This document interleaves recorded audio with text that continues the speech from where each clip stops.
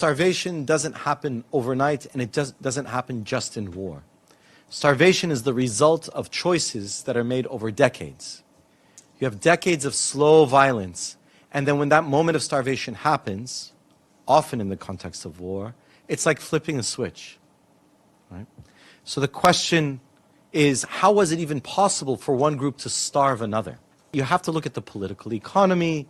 You have to look at systemic human rights violations that are happening over decades in the food system.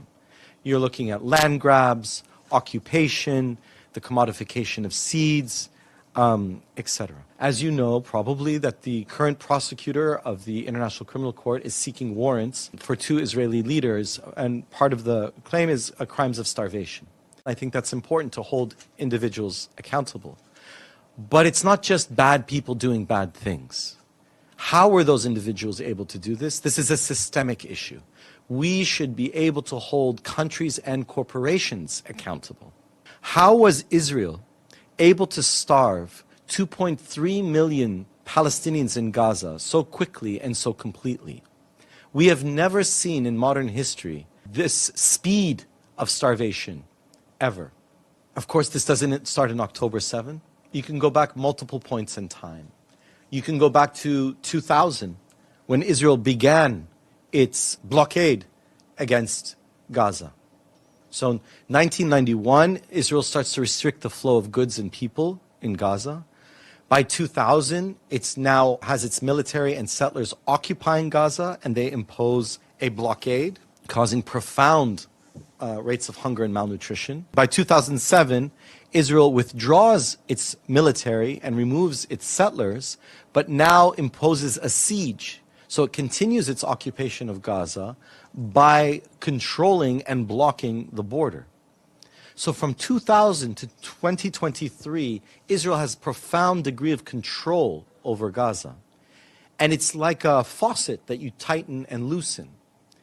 And they would make sure that the Palestinians in Gaza were just hungry enough to not raise alarms. They were counting calories and measuring what is allowed in to make sure that everyone remained hungry in Gaza, but not so hungry that it raised alarm bells in the international humanitarian world. So that on October 6th, 2023, half of people in Gaza were food insecure and 80% depended on humanitarian aid. Which is why then when Israel declared its starvation campaign on October 9th of 2023, by December, everyone in Gaza was hungry. And I spoke to the world's leading famine experts, and they said, we didn't even know how to measure famine this quickly. It was so unique. But of course, it's not just Gaza. This is not a war in Gaza.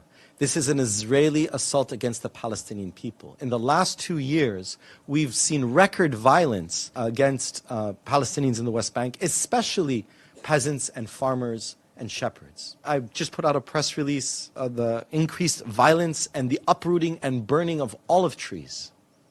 What's at stake with the olive tree? Olive trees live for thousands of years. It is people's relationship to their ancestors, and how they take care of olive trees is how they are taking care of future generations. When Israeli forces and settlers are uprooting olive trees, this is an attack against the Palestinian people as a people. This is part of this genocidal campaign. The attack against UNRWA is not just a UN agency. It is a UN agency that ensures the food security for Palestinian refugees in Lebanon, Syria, Jordan, and the occupied Palestinian territories. UNRWA also holds the land claims for many Palestinian people when they were made refugees in the Nakba in 47, 48. So by attacking UNRWA, what Israel is trying to do is undermine the Palestinian people's right to return to their homes, to their territory, to Palestine itself. So that is what at stake. Benjamin Netanyahu announced Israel's annexation plan in the General Assembly in September 2023. And that's what's happening today. This is an attempt to use starvation to displace people, to kill people, to annihilate people, as an attempt to erase the Palestinians from history and from their land, in order for Israel to fully annex Palestinian territory. And we see that their annexation plan continues now into Lebanon.